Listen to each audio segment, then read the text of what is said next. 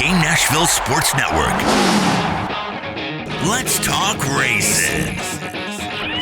This is Chasing Checkers with Chase McCabe. Checkered flag is in the air. Oh, yeah! Racing lives here.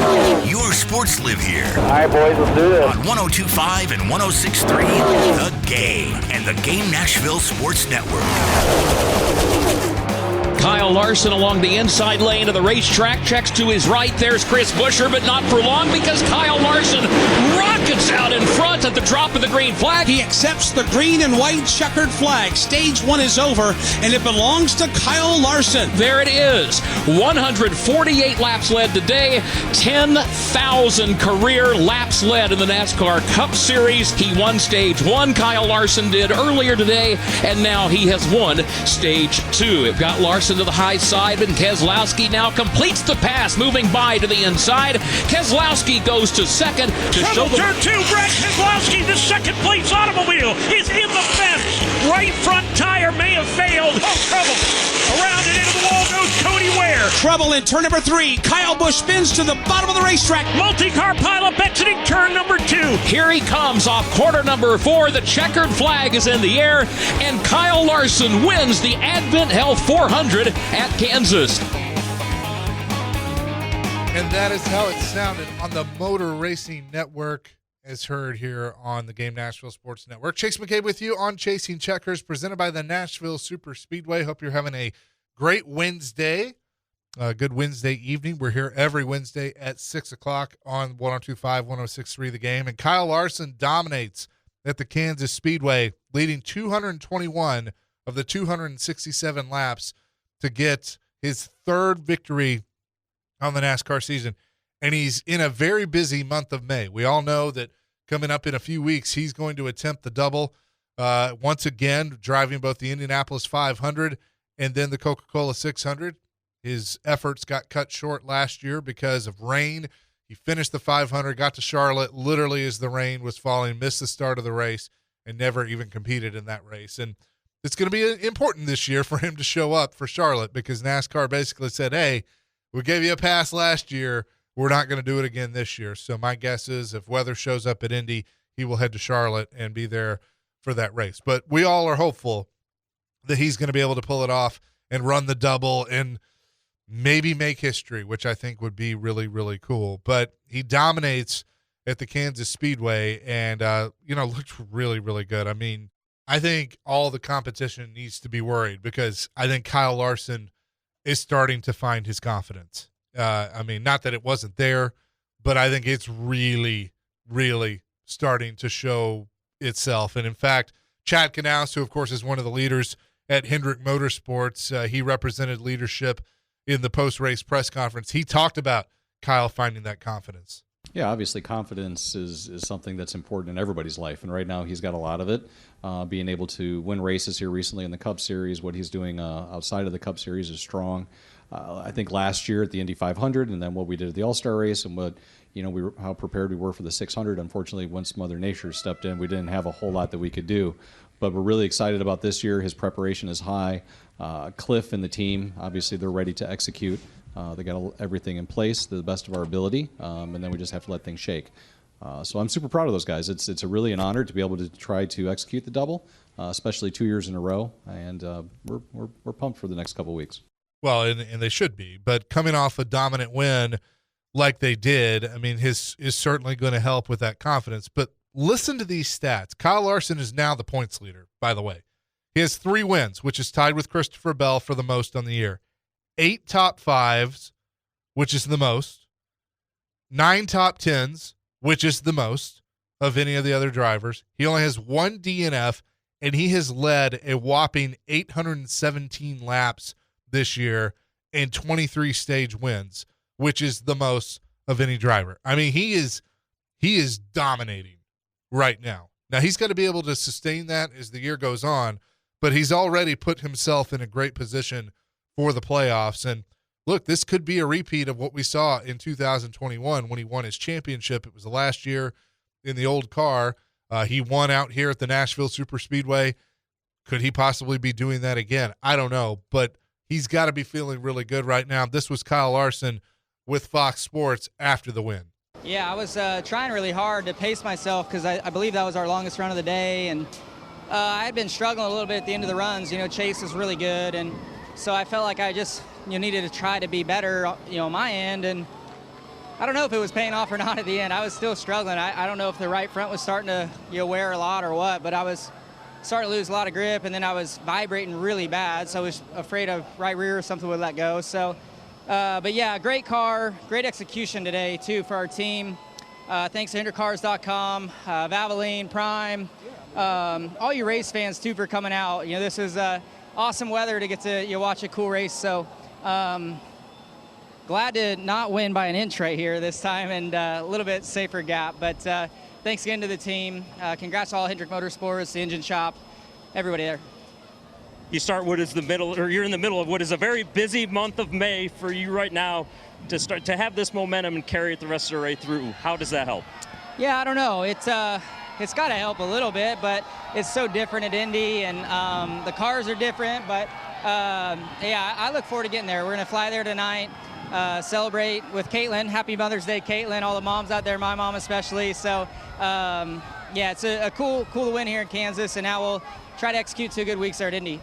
Well, and don't forget, he's got the All-Star race in North Wilkesboro coming up Sunday as well, because he's looking to make history and tie Jimmy Johnson, a Hendrick Motorsports driver back in his driving days, now owns his own team with Legacy Motor Club, but trying to tie him for the 4th All-Star win in his career. He's won it back in 23 at North Wilkesboro, but he would be the second driver to do that. He's currently sitting with Jeff Gordon and Dale Earnhardt for second with 3 wins in the All-Star race, which is great company to be in. But if he can tie Jimmy and then eventually break that, I mean, look, Kyle Larson is writing an incredible story.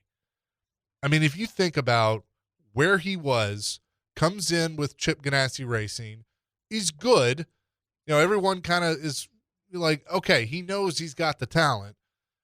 And then he has during COVID and the iRacing and says the slur and all of that and has that incident, loses his ride. Everybody thinks, hey, he might be done. Gets another chance with Hendrick Motorsports, which I think he was already going to head there anyway. I believe that he was going to replace Jimmy Johnson in the 48 car if all that doesn't happen. But because it did, you put him in the 5, what have you. Wins the championship in 21, dominates, and then look at what he's done. I mean, he's been in the mix in years since then. Gets this new car, kind of has to get used to some things like everybody else, and then he has a dominant performance this past weekend, but he's already won 3 races and has just been dominating the year. The kid, there's a reason they call him Young Money. I mean, he is that good. And so if he's hoisting the trophy at Phoenix again, it's going to surprise nobody. So, I mean, his confidence is just through the roof right now, as it should be.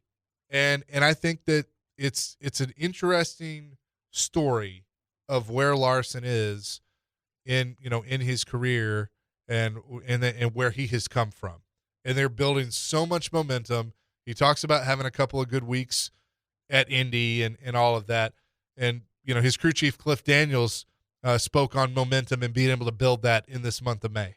Yeah, I mean, it's certainly going to help carry our momentum. And, a lot of the things that we're going to take away from today that I think will be important for us moving forward, if you look at the end of stage 1 and stage 2, we were not as fast as what we wanted to be. And so I still think that there's, things on the table as a team that we need to go find and go build from and execute, a little bit better with adjustments or, car balance, whatever it may be. It's going to be those type of things coupled with, of course, the win momentum, which is always a good thing. But when you can run up front and still walk away and have areas to improve, that is what we enjoy. That's what we're going to take away. And for him, I don't know that as many times as he races, and he's talked about this before, like he just doesn't carry stuff over. I mean, he had a heck of a spill the other night in the high limit race and walks right into the NASCAR race ready to go. He doesn't carry one race to the next. Obviously momentum can be a real thing. It's always a good thing, but for him, he's racing all the time. So I think he's just ready to go. And I think it's created something with other drivers. When you talk about Kyle Larson racing all the time and what he's able to do to show that he can be that dominant, and not let things bother him. I think some of that experience has come from racing all types of cars. And I can remember back to Tony Stewart, when Tony Stewart would race, anything that had a steering wheel just about. I think some of that, even though the cars are completely different, that confidence carries over. And the fact that Larson has that type of confidence, is just putting him in this position where he can be such a dominant driver, and it shows. And I thought what Cliff said there about not letting things get to him, if he has a bad day in the sprint car, or has a bad day in a truck, or a bad day in the Xfinity car, it just, he races so much that it kind of rolls off his back. Larson kind of doubled down on that when he was asked in the post-race press conference. I don't know. Maybe I've hit stuff enough. I have a short memory. My memory's faded. But I don't know. I do think it's because I race a lot, I'm guessing. I would say that that's a big part of, me being able to move on quickly from things, whether it's a good race or a bad race or, a wreck or good result, bad result, whatever. Mistakes on track. Obviously, though, if it happens multiple times in a row, it can kind of linger a little bit longer, but more so just hurt your confidence a little bit. But I don't know. I think I just race a lot, so it probably helps.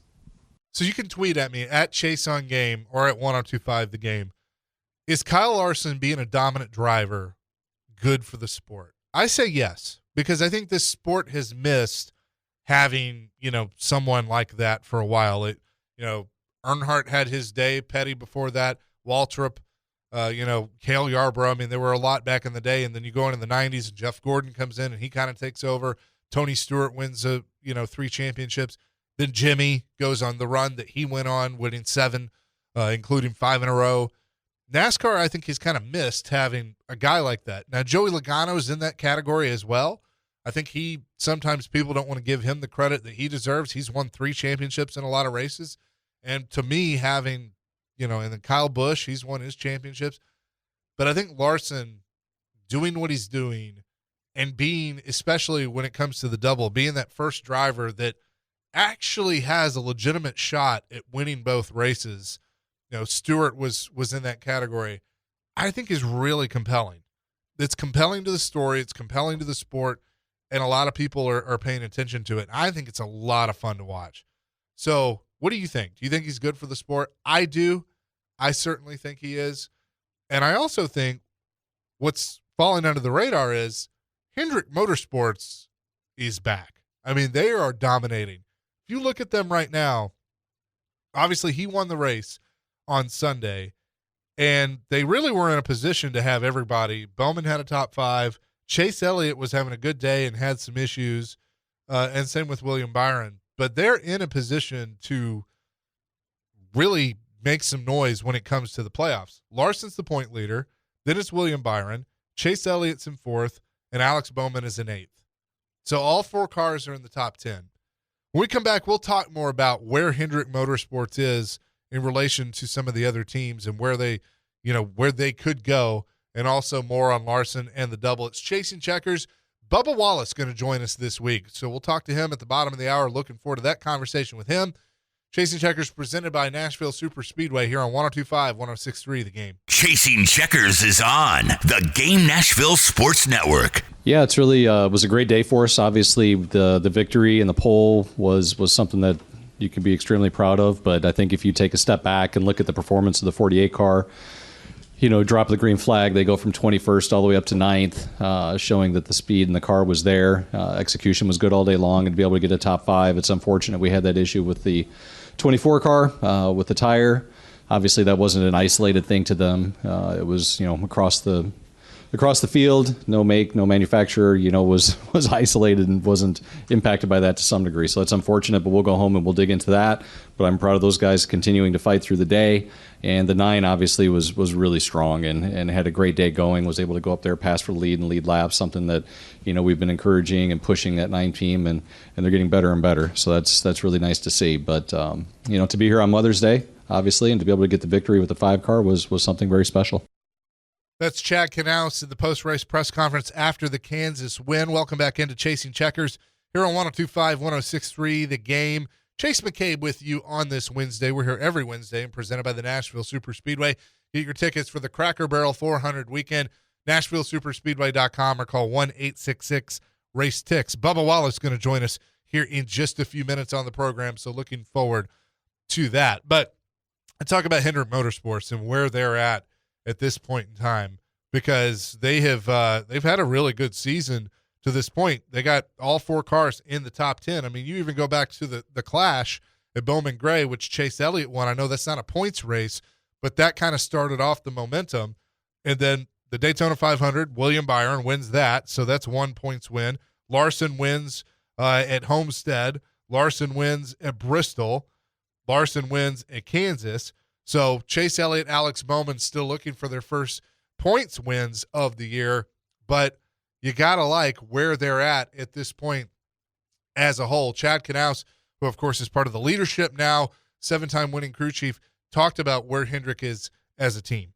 Yeah, I think that if you take a look at it, we're maturing as a group. Obviously, the crew chiefs are now in their 3rd complete year of working together. Our drivers are maturing, working together. They dive in deep with one another. They lean on each other. The communication at Hendrick Motorsports has always been high, but I don't know that it's ever been as high as what it is right now. It's something great to be a part of. Obviously, we've got Tom Gray, who is our technical director, who moved up at the end of last year, and he's doing a really good job in his role. And obviously our leadership is just awesome with Mr. H and Gordon and Jeff Andrews. So I think if you take all those things and everybody pushes inward, and, obviously one thing we're not afraid to do is run towards a problem. And we do that, and we try to get them resolved so that these guys can come to the racetrack and execute. And that's the thing that I think I'm probably the most proud of with our race teams is the execution throughout the course of the day. They executed at a very high level. Pit stop cycles, the way they perform on pit stops, the strategies they use, really pretty awesome right now. That was Chad Knaus after the victory. I mean, I think if you're a fan of Hendrick Motorsports, you got to feel really good about these drivers. Obviously, Kyle Larson has kind of separated himself in his own little category, at least at the moment. But Chase Elliott was in position for a potential win or a good finish, at least top 5 before he had some issues. Bowman, I think, has been steady. He's been running much better. And then Byron has done the same thing and has been in position to win. I mean, right now, if I look at the challengers, obviously Christopher Bell and Joe Gibbs, they won 3 in a row early in the season at Atlanta, COTA, and Phoenix. And then you had Penske kind of get into the mix with Josh Berry. I count him. Denny won 2 in a row at Martinsville and Darlington. Cindric and Logano 2 in a row for Penske. So they're in the mix with Talladega and Texas. So, I mean, it's still very early in all of this, and we know that. We know the playoff format, the way that it is, can change things. But I think if you're Hendrick Motorsports, if you're a fan of Hendrick Motorsports and any of these drivers, you got to feel like you got a pretty legitimate chance to take home the championship this year, especially with the way somebody like Larson has been running. He talked about kind of the success and where they're at right now. I just think it's really cool. I think it's good for our team. I think it's good for our sport. I think it's good for racing, that the Cup Series point leader is competing in the Indy 500 for the 2nd year in a row. I would say last year was a goal of mine. This year I didn't really think about it, but I do think it puts even more of a spotlight on us and our sport. So I do think it's really cool. And yeah, we had a great day. So great points day. And yeah, I look forward to next couple weeks and then actually getting to race 600 and hopefully having the point lead after that one too. Yeah, I mean, and that was more on the Indy 500, but I think it is a great thing for the sport, for motor racing, for our auto racing, to have him being in the spotlight as he's NASCAR's leader. He's going to go into IndyCar, where he competed very well last year. He led laps at the Indianapolis Motor Speedway. He didn't have a speeding penalty. He might have won the thing. Who knows? Luckily, it was Joseph Newgarden, who, of course, is from here. But I think it's, again, the story he's writing is a very, very good one. But the fact that it's carrying over not only with him, but with the entire team with Hendrick Motorsports, I think is certainly something to pay attention to, because they're not going away anytime soon. Cliff Daniels, the crew chief for the 5 team, talked more about that. I don't know that there's a specific why for this year that would be different than the path to get us here. I mean, when you think back to 2021, the last year of the old car, Dover was 1, 2, 3, 4 for Hendrick, and we had some other really good, races for the company that year. To me, it all goes back to, I think it was 2017. Mr. Hendrick demanded that we weren't going to have the building split of two teams in different buildings and put us all together. And we say it a lot, and it's one thing to say, but it's another thing to practice of how closely all four teams really do work. There's no hidden notes. There's no secret notebook. Everything is shared really out in the open with our engineering core, with the crew chief group. All of our meetings are together. We do everything, as a combination of the four teams. There's never any, specific meeting or conversation that just happens between a couple groups. If we're going to talk engineering or setup theory, it's going to be with all four teams present in the same room. And that's just Mr. Hendrick's vision of how he wanted the company to be led. And I think he saw that if the communication, the teamwork, all the cliche things, but they're so important to live out. If that came into fruition, you see what you see today. Where I would argue we could have run 1 through 4, with the speed of what some of those guys look like, earlier in the day. And that's a scary thing to think about, because and that's the sport, that's the way it goes. Luck is going to kind of bounce a certain way sometimes, but if they can get things, perfected and not have some of those mistakes, I mean, is anybody else in the conversation right now? Or is it those 4 Hendrick cars? I mean, facetious. I know that's true. I know that Penske and, Denny and those guys, and we're going to talk to Bubba Wallace, who finds himself in the top 10. They hadn't even hit their stride yet with 2311. It's a long way to go. We know how this is. You get into the summer and certain tracks pop up on the schedule that certain teams are better at than other teams. It evens itself out. Larson has got the 3 wins at the early portion of the season, just like Christopher Bell, and Bell has been, pretty good as well. I mean, has been in contention. I mean, he's sitting 3rd in the standings right now with those 3 wins. Actually moved up 3 spots, I should say. So, I mean, he's no slouch either, but right now it's certainly interesting to watch Hendrick Motorsports. When it comes to the double and Kyle Larson, I'm curious to see what they learned from last year on this.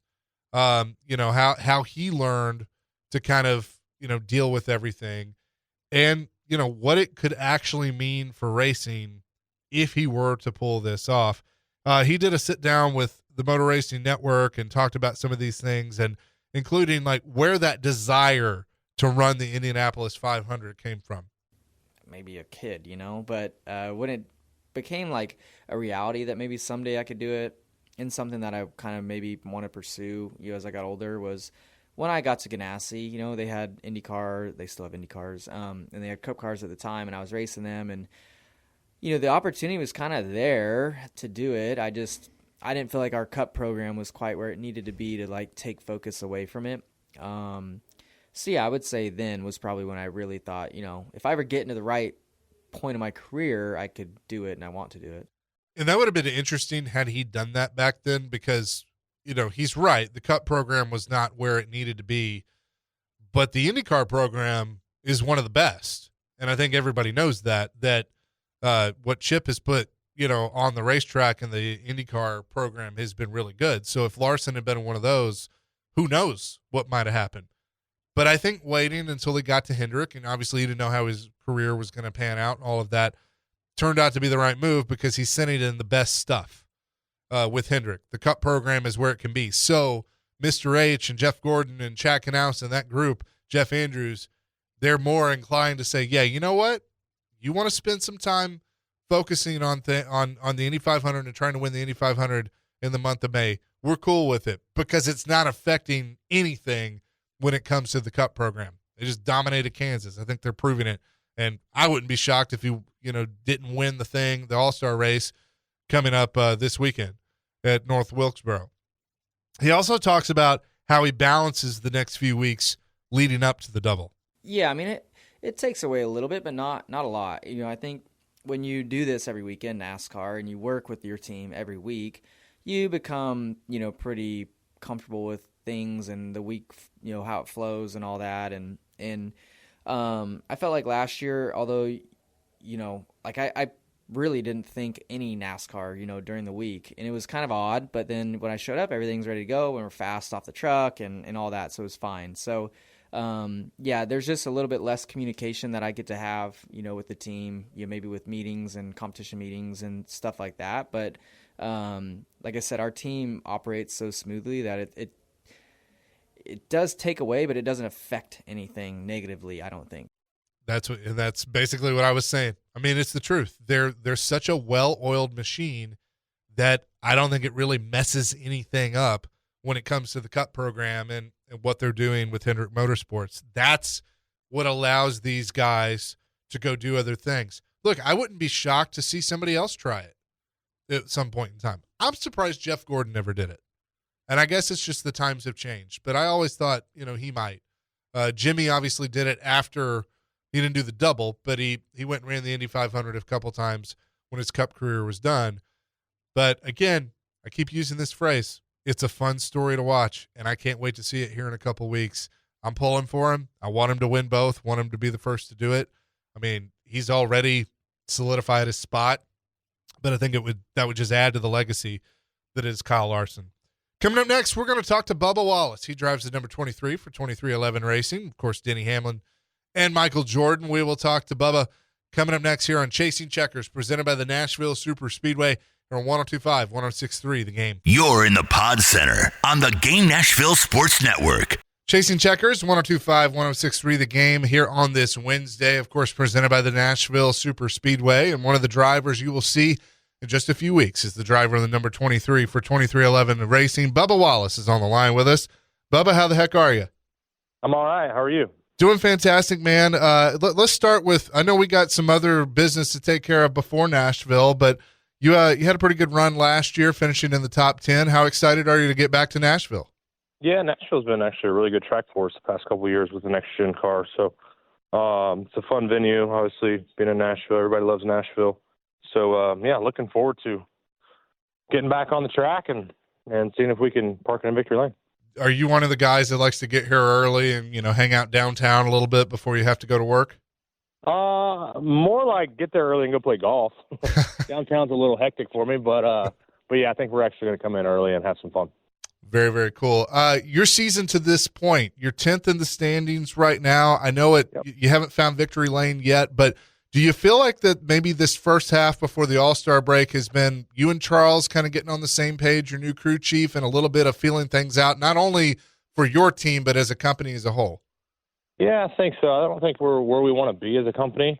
We've had speed. We've shown glimpses of that with the 45 and myself and getting Riley up to speed.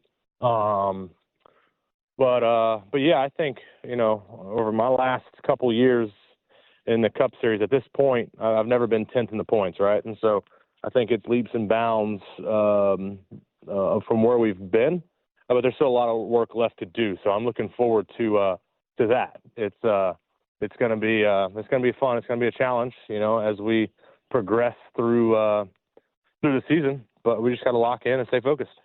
How did you feel going into Kansas? Because I felt you had obviously won there before. I felt like that could have been a breakout track for you. Obviously, you had some bad luck, got caught in some stuff, but did you have some confidence going in there?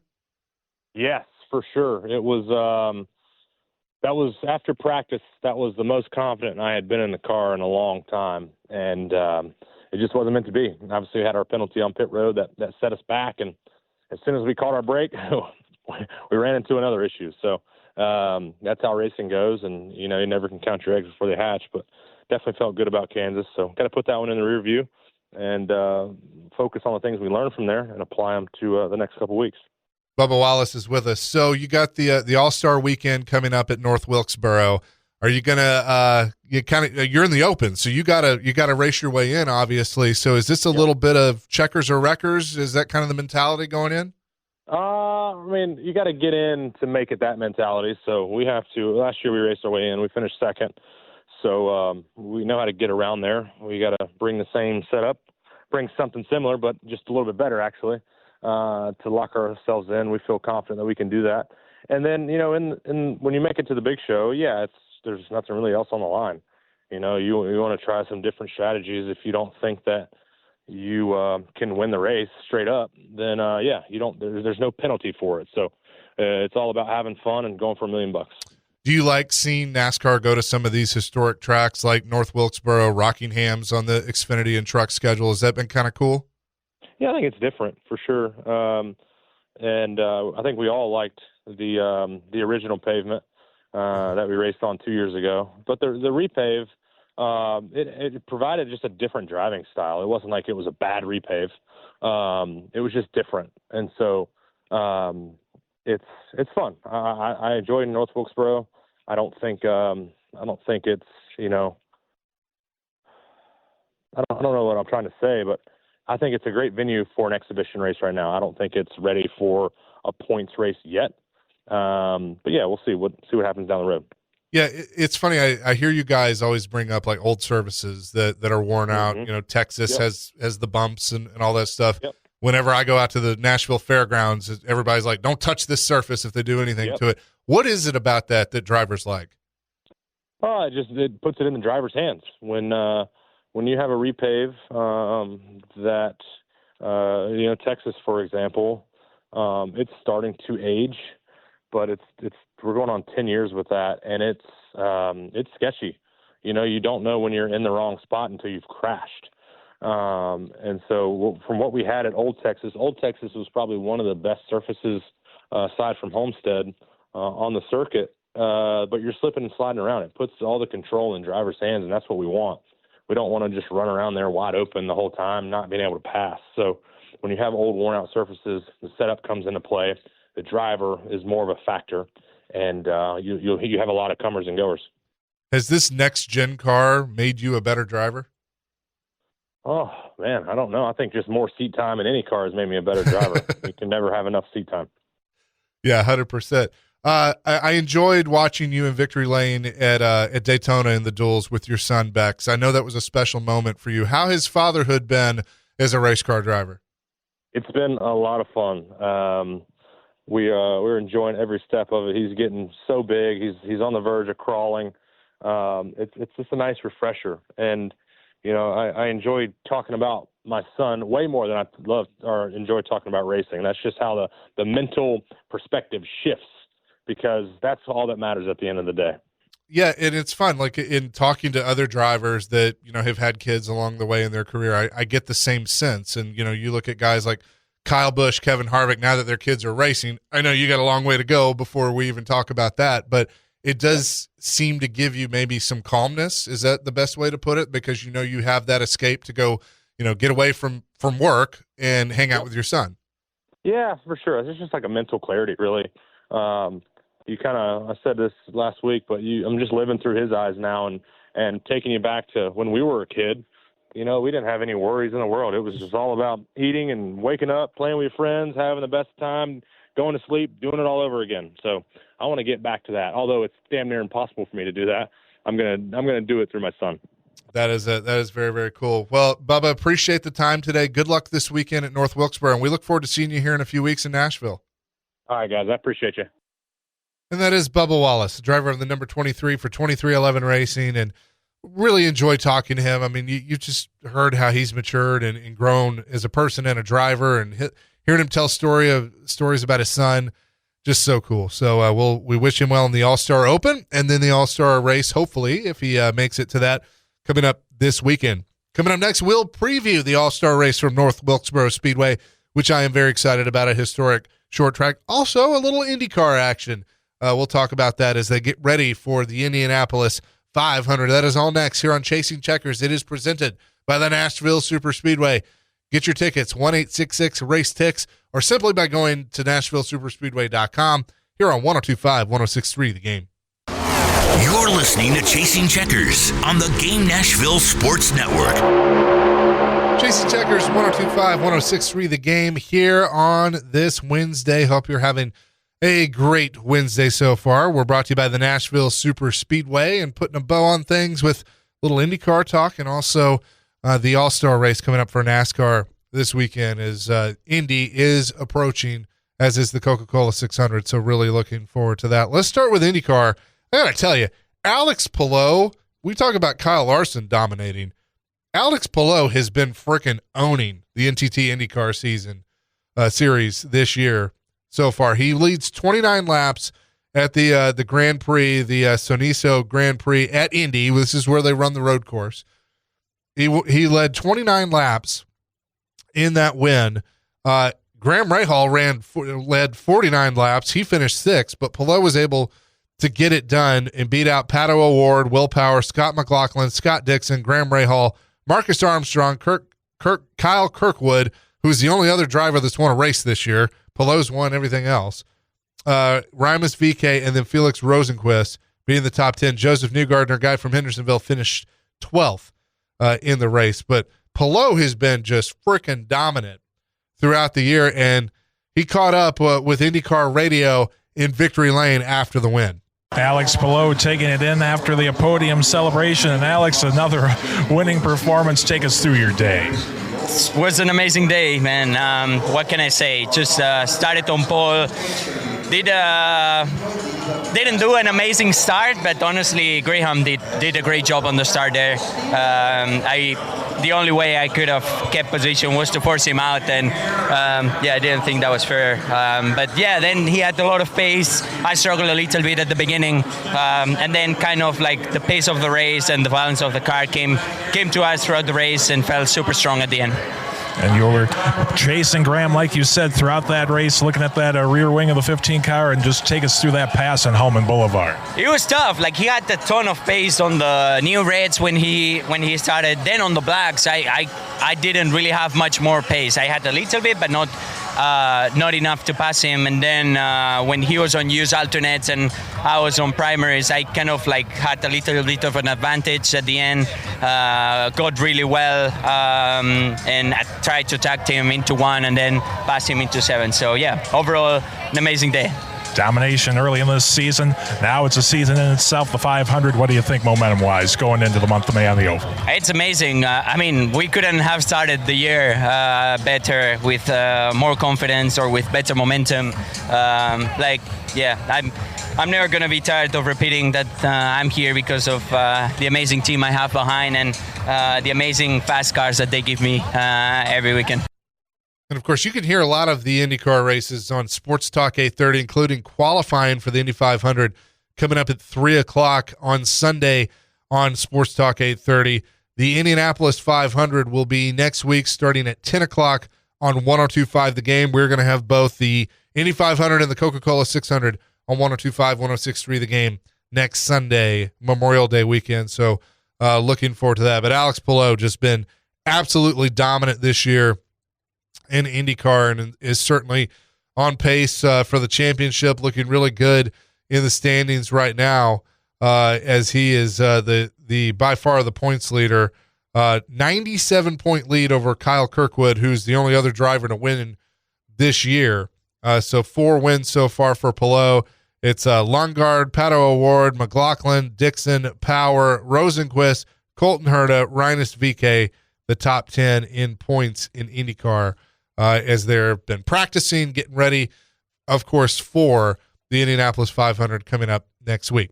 Shifting gears, I didn't mean to, but going back to look at NASCAR, the All-Star race, North Wilkesboro Speedway. I love it. I love that it's still there.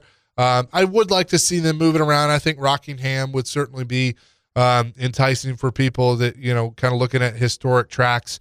So I could certainly see that. Obviously, the fairgrounds would be a really cool spot for it.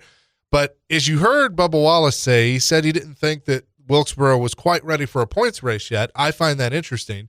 I do wonder if next year, whenever the schedule comes out, we could see it as a points race, or if they're going to keep the All-Star race there for at least another year or maybe give it a break or something.